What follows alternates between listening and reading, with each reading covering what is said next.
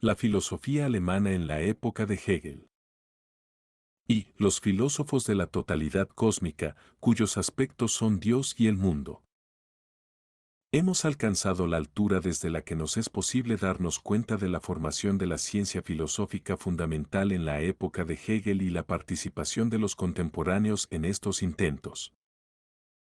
1. La filosofía alemana después de Kant, Jacobi y Fichte está condicionada por el problema de Kant acerca de la posibilidad y del alcance del conocimiento. Toda dirección anterior del pensamiento filosófico recibe su nueva forma al subordinarse a este problema. Y esta filosofía recibe su contenido y su dirección fundamental mediante la poesía y la literatura. Es menester elevar a conocimiento conceptual el sentido y la significación del mundo y de la vida que ha sido expresado en imágenes por la poesía. Y, así, el valor de toda dirección filosófica se medirá con arreglo a la fuerza con que responda a esta tarea. No parece estar muy a tono con el sentido de nuestra filosofía actual el hecho de que el empirismo, que por esa época dominaba en Francia y en Inglaterra, no encontrara ningún representante alemán destacado. Pero esto era consecuencia de que la doctrina de Kant contenía una verdad indudable. Si nuestra experiencia se va constituyendo por medio de la energía sintética que se basa en nuestra autoconciencia y que se manifiesta en las categorías, en ese caso el empirismo de un Hume o de un D'Alembert, de un Nietzsche o de un Comte, queda quebrantado. Y esta consecuencia se imponía con tanta mayor decisión cuanto que todavía no se habían visto las limitaciones de la teoría kantiana que más tarde reveló el neocantismo. Y si la filosofía ha de interpretar el sentido del mundo, entonces toda nueva forma de la misma debe albergar en sí algo de esta interpretación y un sistema satisfará en tanto mayor grado cuanto más unitaria y completa sea su interpretación del mundo. La vida alemana de la época, que vibra sobre todo en la poesía, se concentra en el empeño de abarcar el sentido divino infinito de este mundo, para subir de aquí al valor de la existencia humana, a la divinidad de las personas, al orden de la sociedad. La entrega a las grandes objetividades engendradas por el espíritu humano se convirtió, para esta época, en el fundamento vital de todos los bienes, ideales y normas morales. Expresión metafísica de este sesgo es la interpretación del universo por sí mismo, la contemplación de la presencia de lo infinito en lo finito, de una conexión ideal en el nexo de las cosas finitas según espacio, tiempo y causalidad, la unidad de Dios y el mundo. El punto de vista que así surge es panteísmo, es decir, Dios y el mundo, lo infinito y lo finito, lo universal intemporal y lo individual, determinado según espacio, tiempo y causalidad, no son más que los dos aspectos del universo. Y, ciertamente, aquellas primeras determinaciones constituyen la expresión de la esencia del todo, los enunciados sobre su ser son inseparables del valor que les conviene y por eso expresan el sentido del mundo, porque su realidad y su valor coinciden en sus determinaciones. El sentido del mundo se hace explícito en la sucesión de las etapas de su desarrollo, en este desarrollo ocupamos nuestro lugar, y nuestro valor y la significación de nuestra propia existencia se determinan por el modo como cooperamos en este desarrollo. Solo desde el punto de vista del panteísmo es posible una interpretación del mundo que agote su sentido por completo. Porque el sentido de cada cosa y de cada persona se contiene en lo ideal, en lo infinito, en lo valioso que se manifiesta en lo finito. Si lo divino se contiene por completo en estas manifestaciones finitas, podrá también ser conocido por completo en ellas. Si fuera algo que está más allá de estas manifestaciones, no habría entonces, como es obvio, ningún medio legítimo para captar ese excedente, que no se da en ninguna experiencia mental. Y si la metafísica poseyera algún medio para alcanzar, valiéndose de razonamientos, lo inexperimentable, entonces tampoco tendríamos ningún puente que nos llevara gradualmente de este más allá absoluto y de sus determinaciones eternas a lo finito y pasajero. Solo tres filósofos cumplieron con la misión que señalamos, Hegel, Schleiermacher y Schopenhauer, y ellos fueron los que acapararon el interés de la época y su influencia llegó a la siguiente generación. Entre estos tres triunfa entonces Hegel, porque promete un conocimiento completo de la totalidad cósmica en desarrollo. 2. Schleiermacher se halla impregnado en sus discursos del sentimiento de la presencia de lo infinito en lo finito, de la inmanencia de lo divino en la existencia individual pasajera. Hablar de un ser de Dios antes o fuera del mundo es, para él, huera mitología. A esto corresponde la idea posterior de que la misma totalidad del ser se halla, puesta, como multiplicidad en la idea del mundo y como unidad en la idea de Dios. Pero esta presencia de lo infinito en cada momento de la existencia finita y en cada lugar de la misma se nos da únicamente en la intuición y el sentimiento, por lo tanto, en la vivencia del valor infinito de un momento de la existencia, en el amor, que experimenta este valor en los demás, en el sentimiento de la naturaleza y en la conciencia histórica, que vuelven a encontrar ese valor en lo que nos rodea y en lo que fue antes que nosotros. Como sentimiento, este saber se halla subjetivamente limitado pero, como primordial, representa la revelación de la ley fundamental de las cosas en el espíritu humano. Pero ni el conocimiento puede alzar a pensamiento universalmente válido esta divinidad constantemente presente en la vida, ni debemos pretender tratar de definir el ser de Dios partiendo de nuestra conciencia moral. La idea de Dios y el sentimiento siempre despierto del mismo, de la dependencia en que estamos respecto a Él, constituyen el supuesto tanto de nuestro conocimiento como de nuestro querer. Esto lo demuestra Schleiermacher por una vía que, si metódicamente se halla condicionada por el análisis que hace Kant de la conciencia, en sus conceptos fundamentales lo está por Schelling y Platón. Pues también para la formación de sus conceptos filosóficos el punto de partida lo representa aquel sistema de Schelling fundado sobre la intuición intelectual de 1801, y que luego fue defendido por este y por Hegel. Dios es la unidad del pensar y del ser, de lo ideal y de lo real. Y se halla únicamente en la totalidad absoluta o en el universo. Pero Schleiermacher se diferencia de Schelling y aminora el rigor de este panteísmo al afirmar que la intuición intelectual, como sostiene Kant, es irrealizable por el pensamiento humano. Así la idea de Dios no es más que el supuesto que exige el saber como coincidencia del pensamiento y del ser, y en el que la voluntad encuentra su seguridad de que el ser exterior adopta el sueño ideal de nuestro querer. Ambas cosas no se pueden explicar sino por la unidad radical, primordial, de lo real y lo ideal. Nuestro pensamiento oscila constantemente entre el predominio de la percepción sensible y del entendimiento enlazador. Allí rige la forma del juicio y aquí la del concepto. Al espíritu humano no le es dable colocarse en el punto unitario de ambos, la intuición intelectual de Schelling. 3. Schopenhauer es el último de los tres panteístas que elaboró su sistema del mundo. Ha tenido lugar ya el desarrollo, que vamos a exponer enseguida, según el cual no se concibe el fondo de las cosas como razón que se hace explícita en determinaciones intelectuales sino como oscura voluntad de vivir, inaccesible al pensamiento y sólo captable en la vivencia.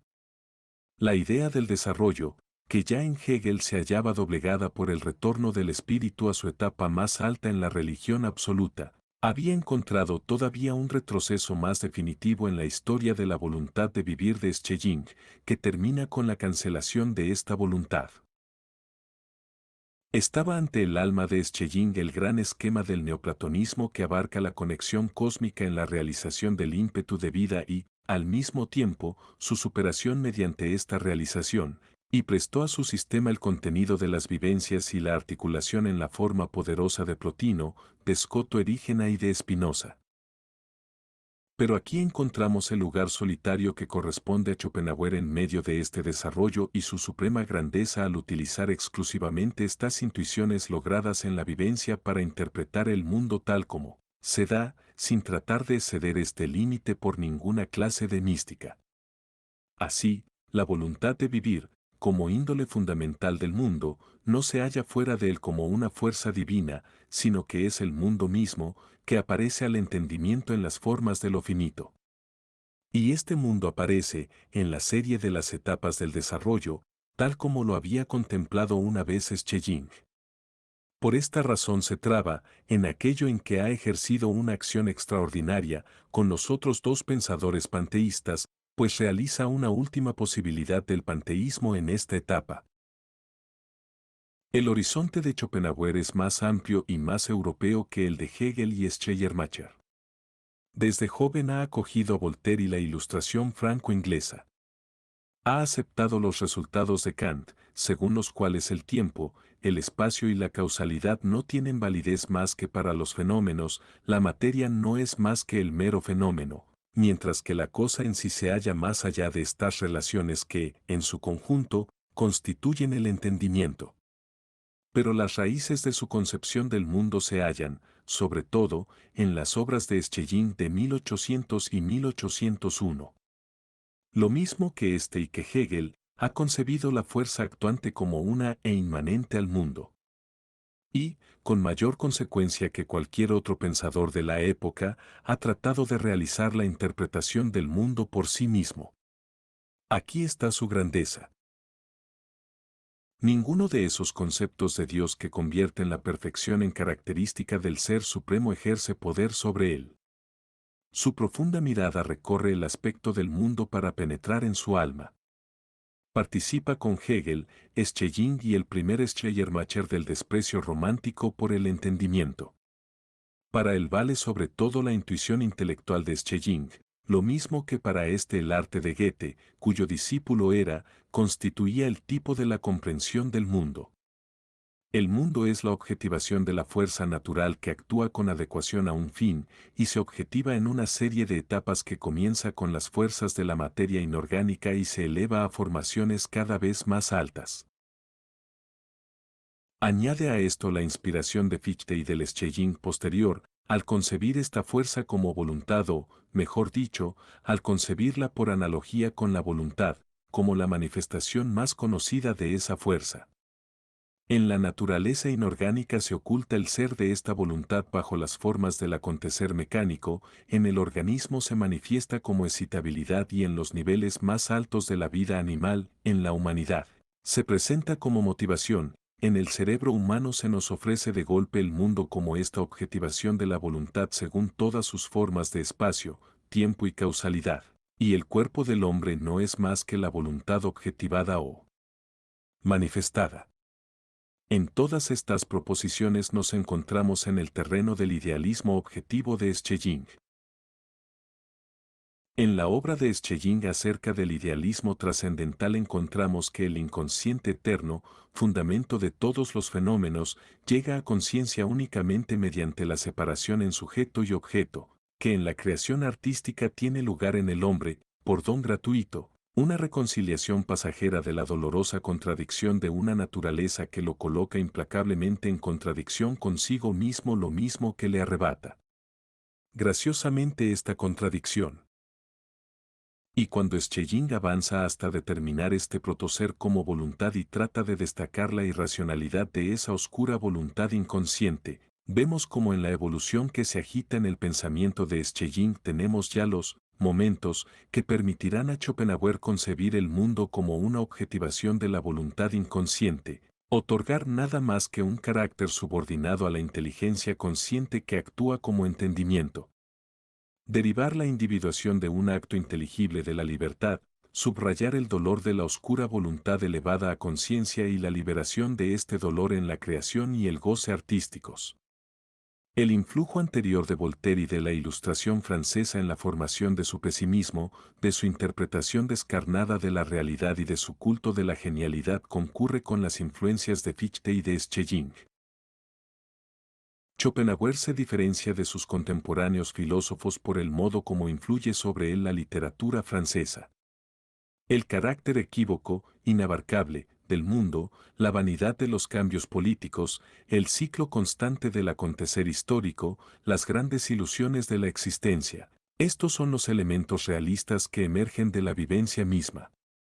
Se hallaba bajo la impresión de la gran vivencia acerca del poder incoercible y de la insondabilidad de la voluntad en su ciega animalidad y en su quimera, acerca del carácter secundario del intelecto al servicio de la voluntad y, finalmente, y esta era su experiencia máxima, Acerca de la liberación de esta servidumbre de la voluntad mediante la actitud contemplativa que actúa siempre en el arte y puede realizarse también en la conciencia filosófica.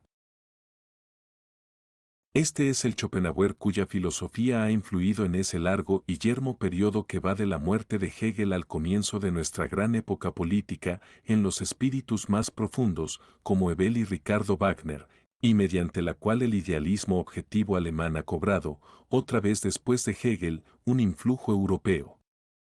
Pero este mismo Schopenhauer explica todo este aspecto de la totalidad cósmica según el cual no se trata más que de un nexo de manifestaciones finitas en el espacio, en el tiempo y en las relaciones causales, como un mero fenómeno cerebral, lo que para el idealismo objetivo es un aspecto de la totalidad cósmica, ciertamente la inferior, desviada de la conciencia filosófica, se convierte en Schopenhauer en mera apariencia. Y nos queda como única realidad la insondable voluntad cósmica.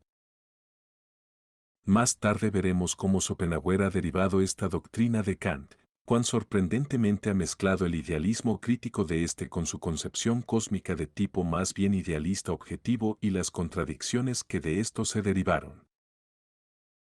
2. Desarrollo que va de la razón absoluta a la personalidad de Dios, a la voluntad como fundamento del mundo y al reconocimiento de lo irracional y de lo histórico. Entre los grupos filosóficos que se desarrollan sobre el terreno del idealismo objetivo y de su primera exposición en el Sistema de Schelling en 1801, el ala derecha compone enseguida un grupo muy animado y en cambio constante, dentro del cual constituyen los personajes principales Schelling, a partir de 1801, el Fichte posterior, Krause, el Federico Schlegel posterior y Baader. Esos grandes personajes, que acuñaron el carácter de la época y determinaron el futuro, no veían en la unidad que opera la conexión, llena de sentido, del universo en la serie de etapas de su desarrollo, más que un aspecto de la totalidad cósmica, cuyo otro aspecto lo constituye el nexo de las cosas finitas en el tiempo, en el espacio y en la causalidad. Esta unidad operaba en forma inconsciente o supraconsciente. Y solo merced a la separación entre sujeto y objeto, realizada en la conciencia, y que tiene lugar en cada sujeto individual, llegaba al conocimiento de sí misma. Cuán difícil era, todavía, renunciar al carácter personal del ser divino.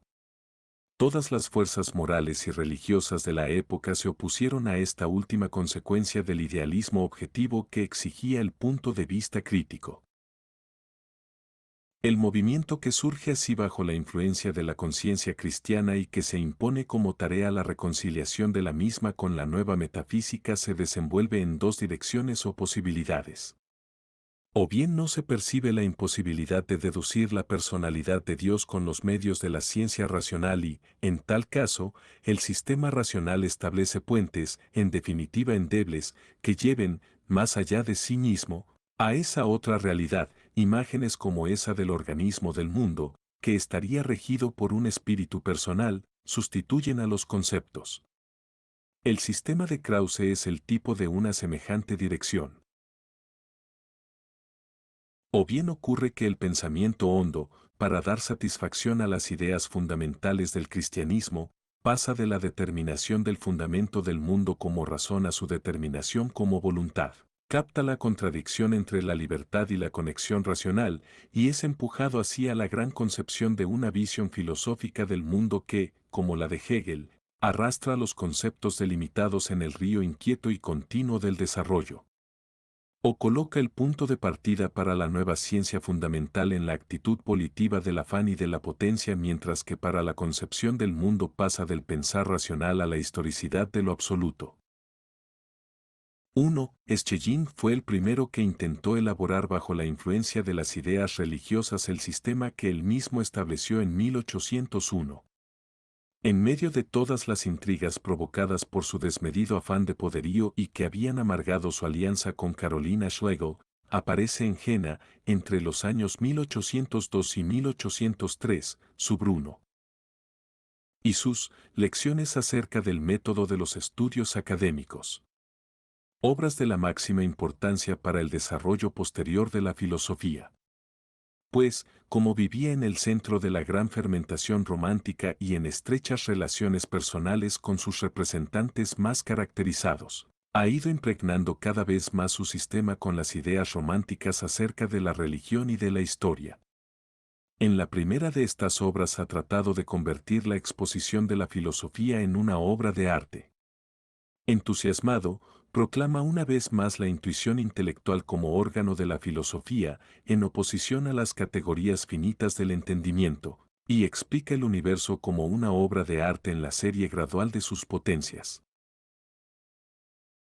En su obra segunda es el primero, después de Kant, que intenta, en forma imperfecta por la situación de la época, organizar las diversas disciplinas científicas bajo la égida de la ciencia filosófica fundamental, y en esto ha preparado el camino de Hegel.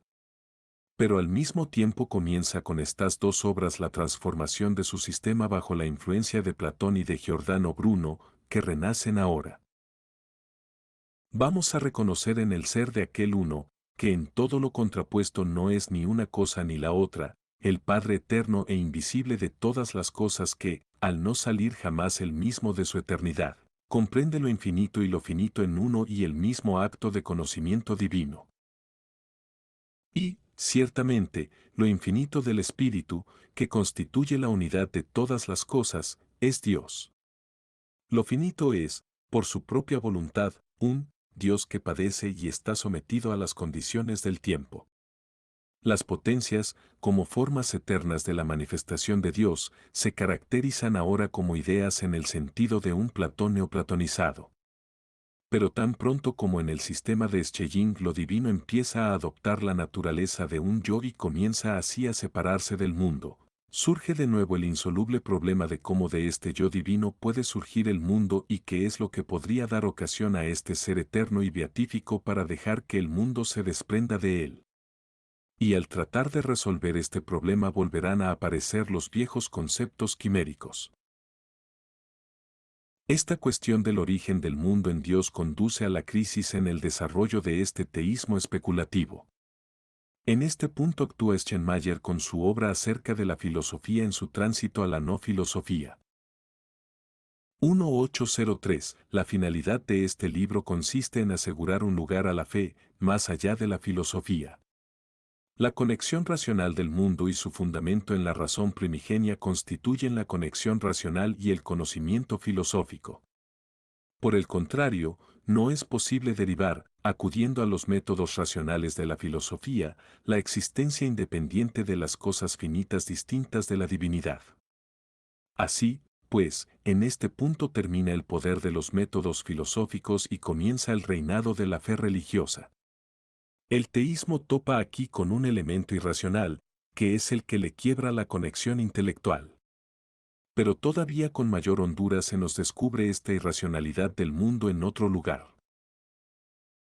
Los límites del comprender que Kant reconoce en la cosa en sí, en la vida y en su carácter orgánico, señalan lo que es inaccesible a nuestro pensamiento, por lo tanto, lo irracional. Fue una observación profunda de Salomón Maimón cuando dijo que la cosa en sí representaba el límite irracional del conocimiento racional. El conocimiento lleva consigo la imposibilidad de subordinar de un modo completo al poder de la conciencia racional la facticidad empírica. Para esta conciencia representa lo accidental. Pero todavía con más hondura afecta a la conciencia la irracionalidad del mundo cuando se reconoce la significación de la individualidad dentro de lo dado en la experiencia y se le otorga un valor infinito, como ocurre por primera vez con Schleiermacher. Entonces se ve que lo significativo y valioso que se realiza en el mundo no coincide con la razón en él, que tiene su esencia en las determinaciones eternas y universales. Pero así ocurre que se ha cancelado en lo profundo la racionalidad del mundo. A Jacobi corresponde el mérito de haberse dado cuenta de esto. Por eso combatía el imperativo categórico de Kant, porque suprimía la irracionalidad del sentimiento moral y su decisión, no sometida a ninguna regla, procedente de un fondo último. Cuando Schleiermacher trata de acomodar el valor de la individualidad en el sistema racional, pronto se manifiesta la vanidad del propósito. Y cuando el desarrollo del mundo hace necesario suponer la existencia de una libertad de la voluntad para justificar la conciencia moral, en ese momento se quebranta por completo la conexión del sistema racional y aparece lo irracional en ese lugar en que se crean los últimos y más altos valores. 2. Todos estos momentos se hacen valer en el desarrollo de la filosofía de Fichte. Había partido del yo puro, que se manifiesta en los yous empíricos. La polémica sobre el ateísmo le permitió concretar más este fundamento, que va más allá del sujeto empírico y que encuentra su expresión más alta en el orden moral del mundo. Ya en su obra acerca del destino del hombre, en la cual, como agudamente observó Schleiermacher, Fichte se había desviado de sus principios, se caracteriza este orden moral del mundo como una voluntad eterna e inmutable. Nuestra alma se mueve en dirección hacia este manadero y principio vital del mundo espiritual. Y de este modo Fichte marchará del individuo, como única realidad finita para la cual el mundo sensible aparece únicamente como límite que ha de quebrantar su fuerza, a la vida divina única, en la cual su acción encuentra su último fin. El punto de vista de la religión consiste, según su obra sobre la vida beata, en la entrega mística a esta unidad. Y en el punto de vista de la religión el hombre deja tras sí el punto de vista de la moral, el deber ser queda emancipado del ser, el hombre es bienaventurado. Y este espíritu poderoso que vive en la idea del deber y en la del progreso infinito del sujeto aboca al concepto de un ser absoluto que había rechazado en su vigorosa juventud, a la exigencia de su copia en la conciencia y a la esperanza de la vida beata que procura el ahondamiento en ese arquetipo divino. Ha tenido lugar un giro marcado de su sistema. Toda filosofía que tome en serio la intuición del idealismo tiene que elegir entre un mundo sin Dios o un Dios sin mundo. Tenemos que suprimirnos a nosotros mismos o a Dios. El primer pensador osado que se percató de esto fue Spinoza, afirmó a Dios y abandonó al mundo a una mera existencia fenoménica. He aquí la limitación de Spinoza, concibió a Dios como un rígido ser muerto y no como vida. Y aquí tenemos el segundo viraje, más profundo, que Fichte realiza. Va más allá del sistema racional contenido en el yo puro al objeto de abarcar la vida infinita de la divinidad. La vida es más profunda que la conexión de los conceptos no vivos. Los valores que anidan en la vida divina y llegan a realización en los individuos no se pueden expresar en conceptos. Lo primero en el plano de la suprema moralidad es que el hombre se encare con su destino natural, debe hacer lo que pueda. Así se ha liquidado la racionalidad de la conexión cósmica. Así se disolvía la insoportable exigencia de un afán infinito sin la perspectiva de una realidad perfilable como meta, de una actuación del pensamiento al que jamás se le ofrece una realidad exterior cognoscible. Semejante concepción del mundo no era posible más que para la tensión máxima de una voluntad heroica.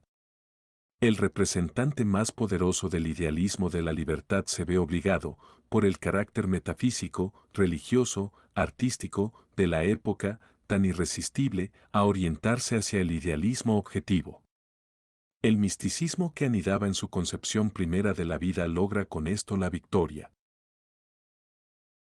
La tensión de esa oposición insuperable entre inclinación y ley, dicha y deber ser, había provocado la crítica de Hegel y de Schleiermacher y, precisamente en lucha con Fichte, con este idealista clásico de la libertad, se había desarrollado la gran idea de la presencia de lo infinito en lo finito, del valor infinito de cada alto momento de la vida así puesto, del valor propio de la individualidad, del espíritu del pueblo. Ahora Fichte desenvuelve en la misma dirección los elementos contenidos en su sistema. Su ideal ya no es el hombre moralmente heroico sino el religioso. Esta vida una, conocida claramente, se concentra en sí misma en lo religioso y descansa sobre sí misma, satisfecha de sí y beata en sí, con amor inefable. Con arrobo inefable surge su mirada en la fuente primigenia de toda vida y fluye, inseparable de ella, en la eterna corriente. ¿Qué es para ella lo que el hombre moral llamaba deber e imperativo? La flor más espiritual de la vida, su elemento, el único en el cual puede respirar. No quiere ni hace otra cosa que eso y todo lo demás le es muerte y condenación. Toda vida es reconocida como el desarrollo necesario de una vida divina, original, inmutable. Para hacerse visible se nos presenta como libertad infinita. Tiene lugar este proceso en su individuación, en un número infinito de individuos de los que cada uno tiene una tarea determinada. La vida divina cobra figura en un individuo, la mayor inmoralidad consiste en luchar contra este genio interno y la ley fundamental de esta moral suprema reza, sé lo que tienes que ser y puedes ser. Con esto Fichte ha abandonado las abstractas determinaciones universales de la ley moral y ha acogido en su sistema el progreso que significan los discursos de Schleiermacher. Pero al colocar en la vida divina la energía para vivir íntegramente en la plenitud reflexiva de estos valores individuales y declarar que ellos representan lo supremo de lo realizado por aquella, se convierte lo insondable, lo no accesible a ninguna determinación conceptual, en el contenido máximo del ser divino. Es algo en su núcleo inaccesible a nuestro pensamiento conceptual, algo irracional.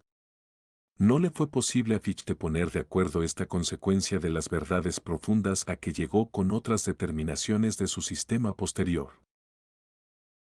Y desde este punto de vista de la religión, cambia también su concepto de la inmortalidad.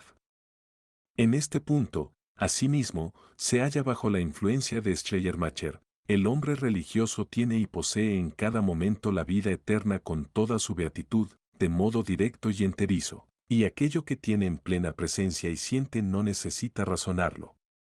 Si es menester alguna prueba definitiva de que el conocimiento de la verdadera religión entre los hombres ha sido siempre cosa muy rara, la tenemos en que la beatitud eterna ha sido colocada por ellos más allá del sepulcro y no han sospechado que todo el que quiere puede ser bienaventurado al momento.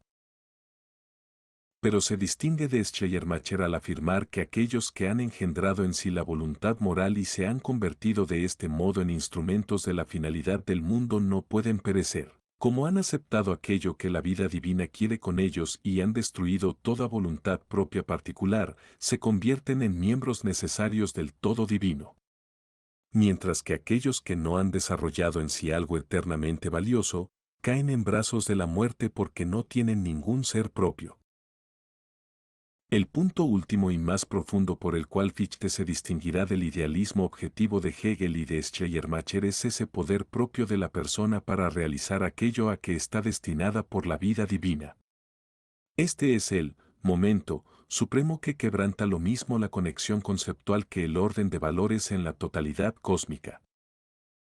3. En medio de este poderoso movimiento que se desarrolla entre Schelling y Fichte, luchando ambos con la idea de la imposibilidad de una ciencia racional del universo, se halla Carlos Christian Federico Krause. Nacido en 1781, estudia en Jena entre 1797 y 1800, bajo Fichte y Schelling, y en 1804 publica el primer boceto de su sistema de filosofía. Es una figura solitaria, apacible, ajena al mundo en medio de los desatados movimientos de la época. Se propone conciliar el sistema racional de la intuición intelectual, de que ha partido, con la doctrina de la personalidad divina. Le gustaría enlazar los métodos de Kant y Fichte con la construcción de Schelling que considera el mundo como un sistema de determinaciones esenciales. Su artificio consistirá en la separación de una marcha cognoscitiva que va surgiendo analíticamente de la autoconciencia y que conduce a lo absoluto, y una marcha cognoscitiva sintética que parte de lo absoluto y desciende a la naturaleza y al mundo espiritual. Le mueve la idea de la época según la cual la ciencia es posible únicamente cuando podemos reconocer toda la realidad en un sistema de verdades de razón. Se orienta a la organización de todo el saber particular dentro de esta ciencia racional. Así le creció aquella fuerza tenaz y tranquila mediante la cual pudo seguir avanzando incansablemente a través de la pobreza, del desconocimiento y de la defraudación constante de sus esperanzas, en la elaboración de su sistema hasta sus últimos días. En su espíritu pacífico se alberga un fanatismo reposado encaminado al equilibrio y a la unión. Concibe Dios y el mundo, el individuo y la sociedad por el concepto fundamental de la cooperación de las partes en el todo orgánico. Trata de conciliar la ciencia racional con el teísmo y el cristianismo y, sobre todo, quisiera incrementar la conciencia de pertenencia recíproca en el género humano. El ideal de su vida lo constituye una alianza universal de la humanidad, una comunidad de paz de los estados. Así se ha reunido en torno a él una comunidad no muy grande pero entusiasta, que opera hasta nuestros días. Las ideas de la paz entre las naciones han encontrado en esta comunidad un órgano eficaz. Y si uno puede sonreír de su esperanza de conciliar la filosofía y el cristianismo, el conocimiento de la realidad mediante las determinaciones universales del pensamiento y la personalidad divina, como ilusión que no tiene mejores perspectivas que su sueño de ampliar la alianza de los humanos a otras partes del sistema solar, sin embargo, de estos afanes honrados, aunque sin éxito, por enlazar, conciliar y organizar han surgido preciosos efectos que perduran todavía. 4. El concepto más riguroso del espíritu en Schelling, de que la reconciliación con el cristianismo, que tiene su base general en el reconocimiento de la personalidad divina, de la inmortalidad y de la libertad, es sólo alcanzable mediante la ruptura con el sistema racional tal como lo representa Hegel en su elaboración más alta, instituye el punto de partida del periodo teosófico de Schelling. Si la divinidad constituye un aspecto de la totalidad cósmica, entonces el propósito primero y necesario de la filosofía será comprender el nacimiento de todas las cosas a partir de Dios o de lo absoluto. Methode des Academischen Studiums, Obras, v. 324. Este gran nacimiento de lo finito no puede ser comprendido partiendo de lo absoluto y del mundo de ideas fundado en él, este es el avance que realiza en su obra, Filosofía y Religión. De 1804. Ya no le satisface la solución platónica y neoplatónica del problema, partiendo de la vida de las ideas, que informan con su esencia a lo particular, solución que había sostenido poco antes. Op. Cit. V. 317 y 319. Del mundo de ideas fundado en lo absoluto no pueden seguirse más que determinaciones universales, necesarias y absolutas. Por lo tanto, no existe ningún tránsito continuo desde este reino de la natura naturans a lo verdaderamente particular. Por lo tanto, el fundamento de la existencia de las cosas finitas solo puede estar en un alejamiento, en una caída de lo absoluto. Encuentra esta doctrina por una interpretación neoplatónica de Platón y se apoya enseguida en la doctrina de los misterios de los griegos. La historia es para él la epopeya divina cuya Ilíada representa el alejamiento de la humanidad de su centro y cuya Odisea representa el retorno. Así el problema se le concentra en una filosofía que de satisfacción a la par a la conciencia científica y religiosa en la cuestión de la naturaleza de la libertad humana. Este problema lo resuelve en sus indagaciones filosóficas acerca de la naturaleza de la libertad humana, 1809 a las que se adjunta la fecunda polémica contra Jacobi en 1812. Encuentra que es en esta cuestión donde se halla el centro íntimo de la filosofía. El mal no puede proceder de Dios sino que debe basarse en la libertad, como facultad del bien y del mal. Y si no es posible derivar esta facultad dualísticamente de un principio independiente de Dios, habrá que reconducirla a la naturaleza en Dios, la cual constituye su fondo último o su fondo abismal y, como tal, inseparable de él y, sin embargo, diferente. Es el anhelo de pertenecerse, la voluntad oscura, sin inteligencia todavía, en una palabra, el principio de la filosofía subsiguiente de Schopenhauer. Esta voluntad constituye la base incomprensible de la realidad de las cosas, es la expresión, en Schelling, para el reconocimiento de la facticidad, que sólo puede ser experimentada y jamás reducida a conceptos. Al mismo tiempo, el reconocimiento de la irracionalidad contenida en toda realidad. De esta voluntad surge, a través de miembros intermedios, la acción del hombre, que se halla fuera del tiempo y mediante la cual aquel determina su vida temporal. Y como en el hombre se albergan al mismo tiempo la voluntad propia y la divina voluntad universal, resulta que la libertad puede invertir sus relaciones, la voluntad propia se desprende de la conexión divina y surge el mal. Su construcción de la historia según el esquema agustiniano de los dos reinos que no es deducida, sin embargo, en la forma dualística, maniqueo-agustiniana, sino derivada del fondo oscuro en Dios y de su ser luminoso, está condicionada por Boheme, a quien Schelling conoció a través de Baader, así como por este teósofo católico. Schelling marchó de Würzburg a Múnich. Se habían roto sus viejas relaciones con Fichte, Hegel y los Schlegel. En torno a él se reúnen en la Alemania católica Baader, Windismann, Eschenmayer, Schubert, con los cuales trabaja en la restauración del cristianismo. El más destacado entre ellos es Baader, con el que convive amistosamente Schelling en Múnich. Comparte con él la veneración por la mística, el interés por el lado oscuro de la naturaleza y las ideas de la diferencia en Dios, de la caída y del retorno de todas las cosas.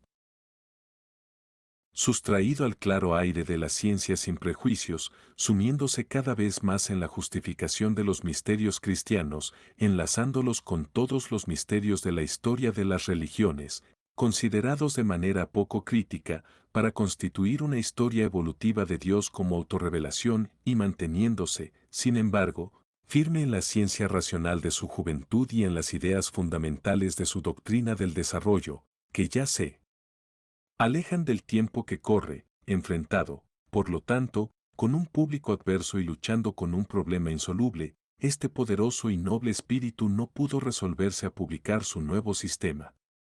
A partir de los 40 años, casi se calla por completo. Y si por un lado ve en su sistema el paso de la filosofía a la conciencia histórica, se da también cuenta perfectamente en qué profunda contradicción se halla con la época. En este punto del desenvolvimiento de la filosofía alemana, en el que Schelling pasa del concepto de la razón universal al de una voluntad oscura e insondable que sería la raíz de todas las cosas, su última intención teosófica repercute en la filosofía católica y, por otro lado, este principio de la oscura voluntad primigenia y el desarrollo trágico de la vida que implica, desarrollo en el cual se conoce a sí misma y se cancela, fue expresado por Schopenhauer. Schelling, por su parte, trató de perseguir el rastro de esta oposición entre razón del mundo y oscura voluntad primigenia en los últimos supuestos de la metafísica y de elevar a conciencia este misterio de su nuevo punto de vista.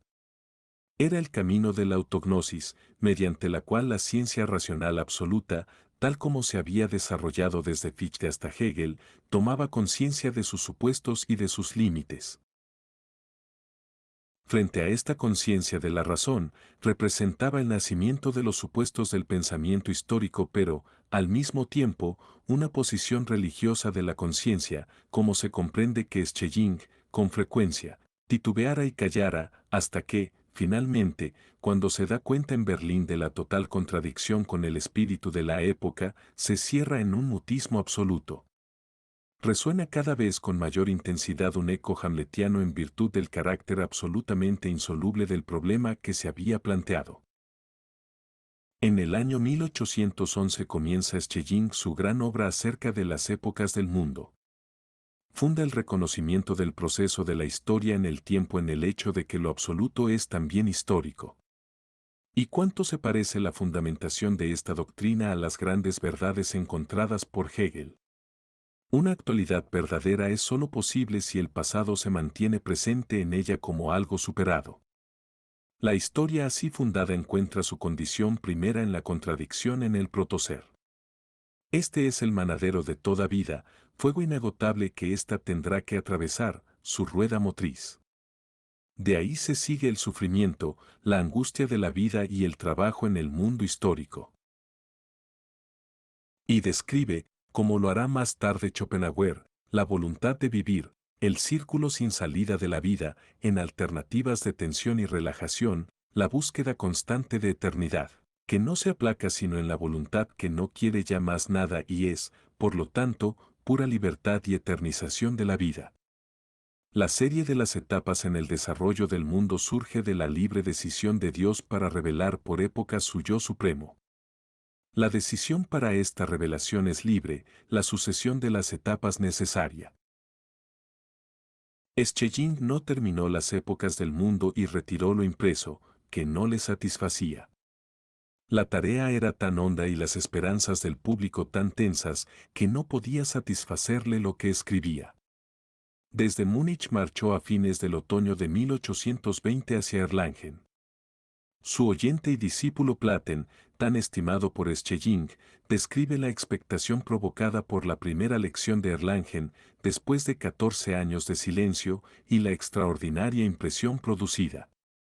Cuando habló del estado de espíritu, en el que éste se aproxima al principio último, y dijo que para llegar a la ciencia había que abandonar no solo mujer e hijos sino todo lo existente, hasta Dios mismo, se produjo un silencio de muerte en el público.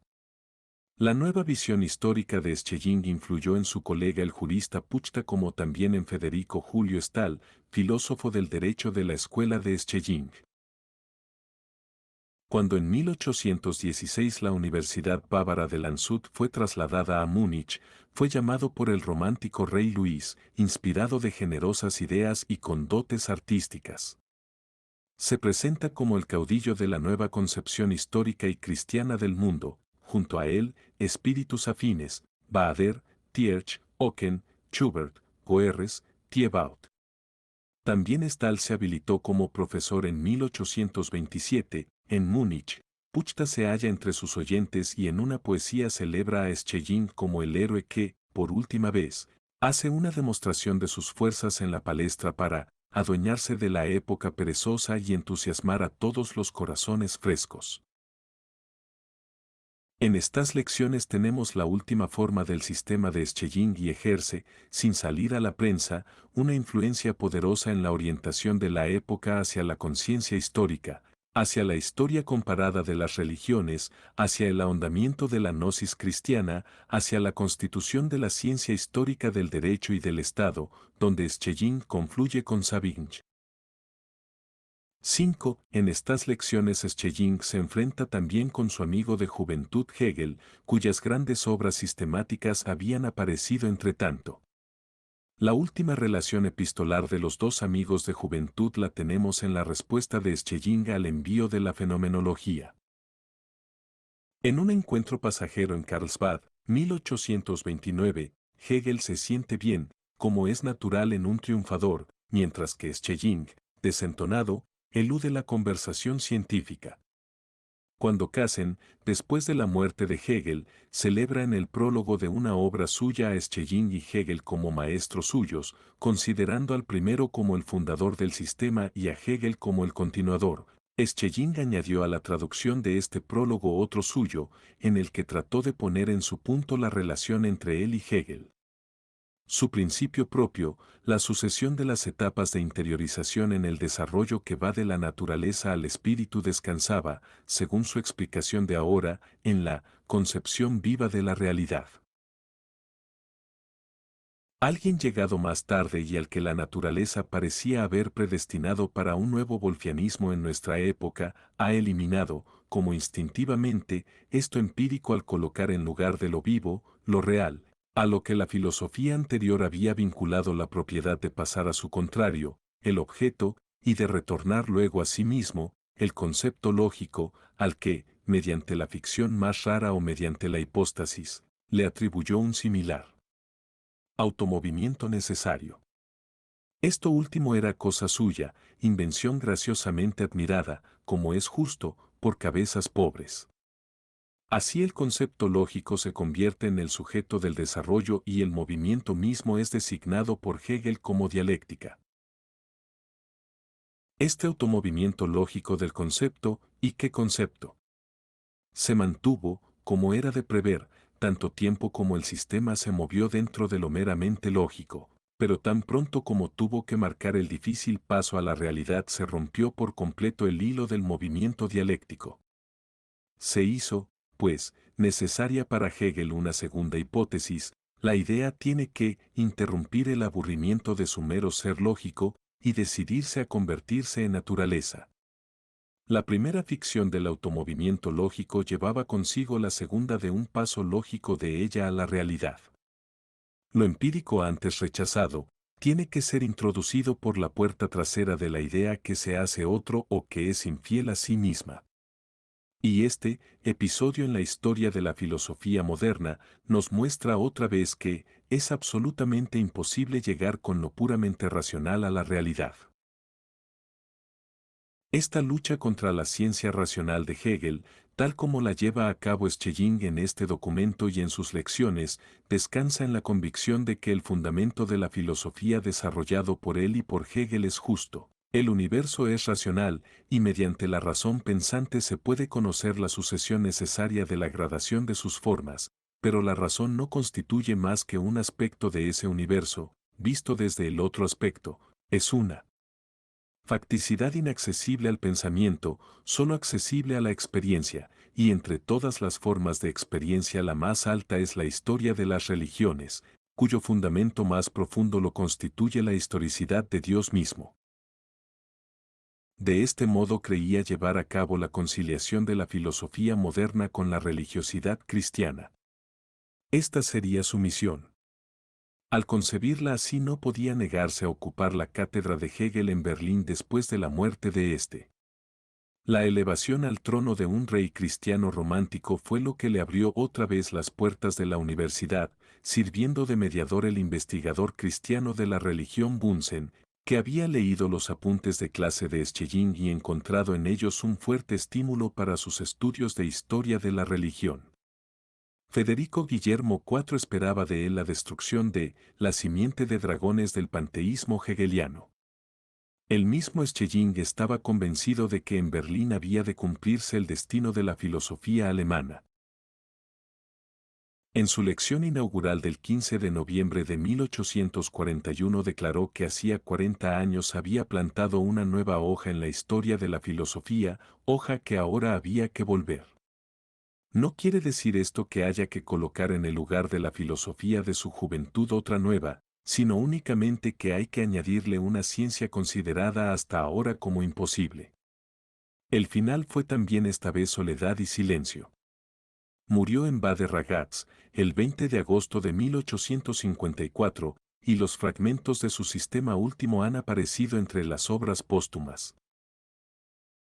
La última palabra de Schelling es la separación entre la filosofía racional y la positiva, fundada en una experiencia superior. La pura ciencia de la razón tiene como objeto el contenido o el qué de lo que es. Desenvuelve las determinaciones racionales necesarias del ser y como toda la esencia del mundo no es más que ansia y no otra cosa, ímpetu por ser, búsqueda de la realidad. Las determinaciones racionales necesarias componen las etapas de las potencias del desarrollo cósmico. La ciencia de la razón es, por lo tanto, ciencia fundamental y filosofía de la naturaleza y del espíritu, y la tarea última y más difícil que Schelling se propone consiste en desarrollar el método de las posibilidades, que enfrenta a la dialéctica de Hegel.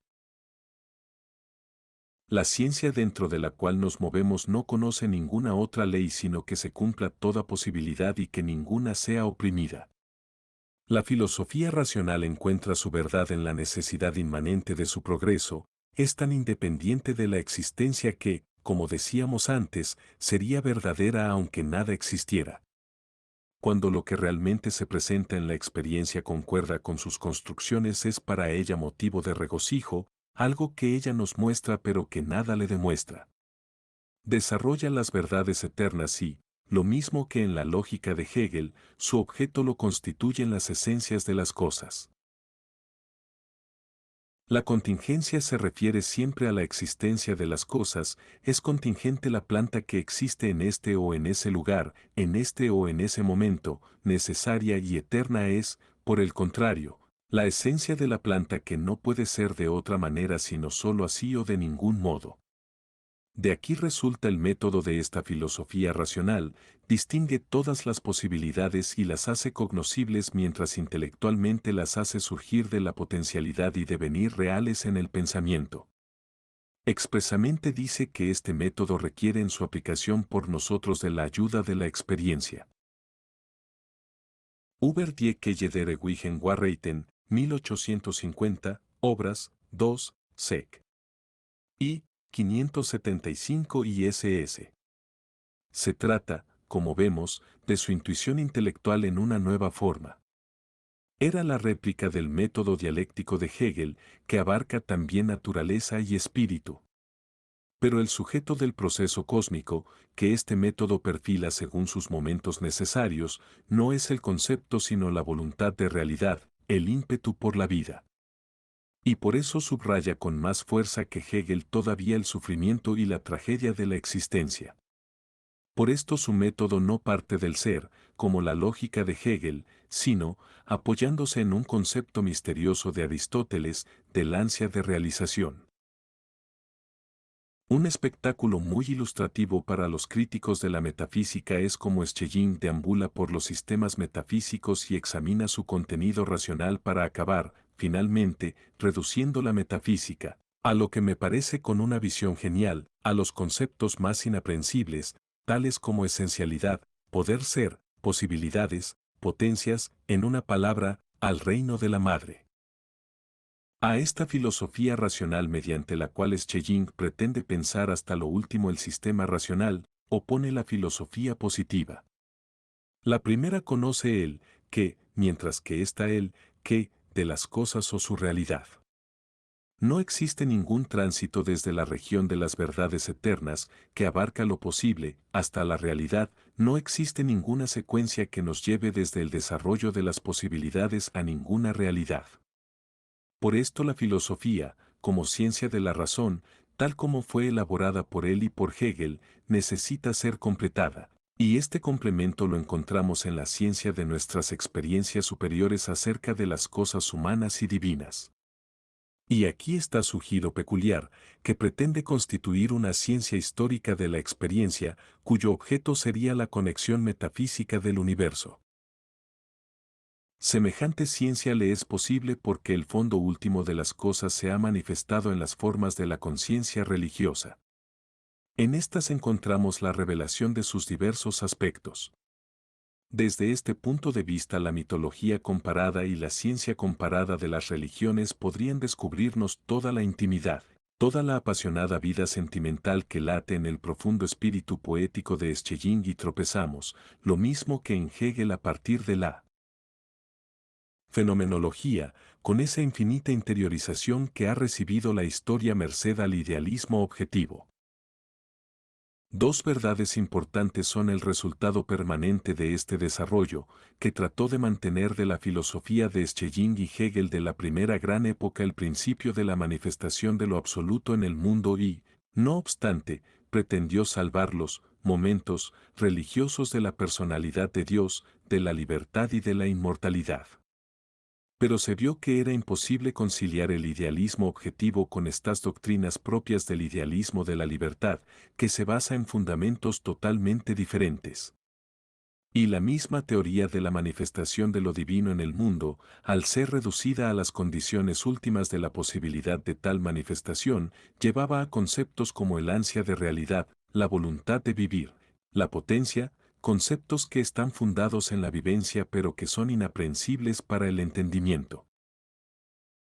Por esta razón fracasó por completo la filosofía negativa de Schelling, que pretendía derivar, partiendo de sus conceptos, el desarrollo del universo como realización del sistema de posibilidades contenidos en ellos.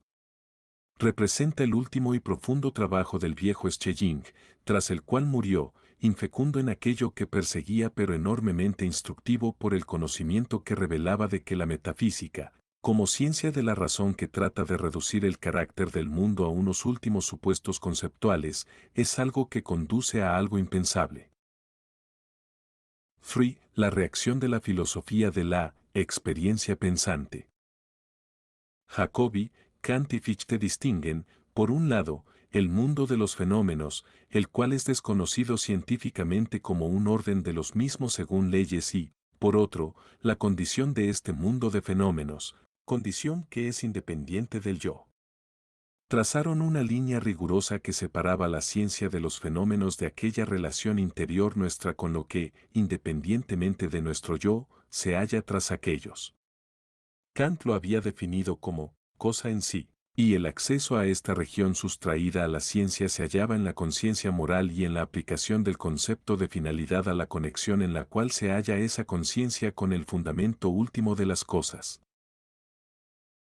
Jacobi limitó la experiencia pensante de Kant a los fenómenos y fundó el paso a cualquier realidad independiente de nosotros en el sentimiento y la fe y, sobre todo, dio en este saber inmediato el fundamento para la interpretación de esa realidad.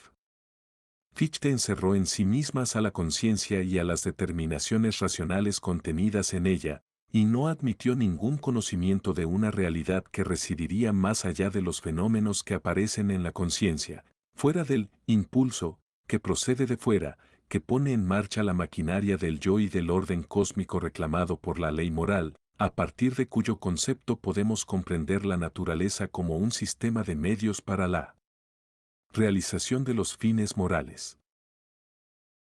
Pero era común a los tres sistemas la separación rigurosa entre nuestro conocimiento estricto, que se orienta al ordenamiento de los fenómenos según leyes, y un distrito colocado más allá de nuestro conocimiento riguroso, para el que buscaban un acceso los tres pensadores por diferentes caminos, y asimismo les era común el que, basándose en la experiencia pensante, rechazaban como indemostrable la continuidad del desarrollo cósmico. También les era común que trataban de determinar el mundo de esa realidad sustraída al conocimiento riguroso en modo universalmente válido, ya sea valiéndose del sentimiento, de la conciencia moral o de la consideración teleológica. Los pensadores que componen el último grupo dentro de esta gran época filosófica surgen en reacción contra el idealismo objetivo en todas sus formas. Se mantienen aferrados a la separación de la ciencia rigurosa, que tiene por objeto el orden de los fenómenos según leyes y toda interpretación del sentido del mundo. Esta separación es la que propiamente otorga a los filósofos de este grupo el carácter común de apego al entendimiento. La ciencia rigurosa es una abstracción dentro de la conexión del mundo. Desprende el orden de las causas, único que permite el conocimiento de las leyes, de la conexión viva del mundo. El entendimiento abstractivo, que tiene por objeto nada más que lo finito, es el órgano verdadero del conocimiento riguroso. El mundo de los bienes, valores e ideales nos es accesible por otro género de método espiritual, y el mismo Beneke, que es quien entre estos filósofos pone en más estrecha relación, por medio de la psicología, realidad y valor, separa también ese modo de consideración fundada en la estimación como la que nos lleva al conocimiento del mundo moral. Y el carácter racional de todos estos pensadores se manifiesta en que buscan una regla universal para todas las determinaciones de valor. Frente al gran descubrimiento de la naturaleza histórica y del carácter individual, irreductible a cualquier unidad de medida, de las determinaciones de bienes, valores e ideales, descubrimiento que con la escuela idealista, hasta la última de Schelling, va penetrando cada vez más profundamente en la naturaleza de la vida y de la historia. Este grupo se aferra al principio de una regla única o de un complejo de ideas siempre iguales o de una medida, psicológicamente condicionada, de todas las estimaciones de valor. Y así elude la lucha de las más profundas dificultades que ofrece la comprensión de la vida y con las que por entonces se debatió inútilmente la escuela idealista. Representan, por lo tanto, la pureza, exactitud y rigor del conocimiento causal, tal como se lleva a cabo en la ciencia empírica de la naturaleza y del espíritu. En esto se basan en Kant y preparan al mismo tiempo la época venidera de la filosofía alemana.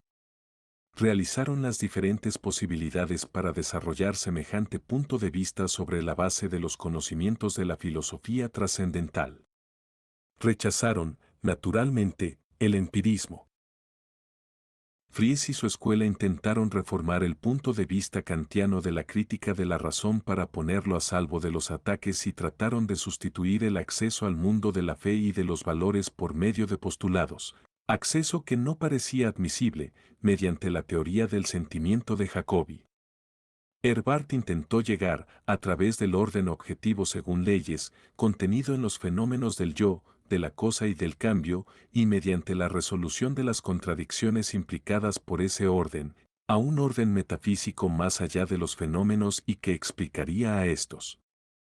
Esta ciencia fundamental la ofrece Bolzano en su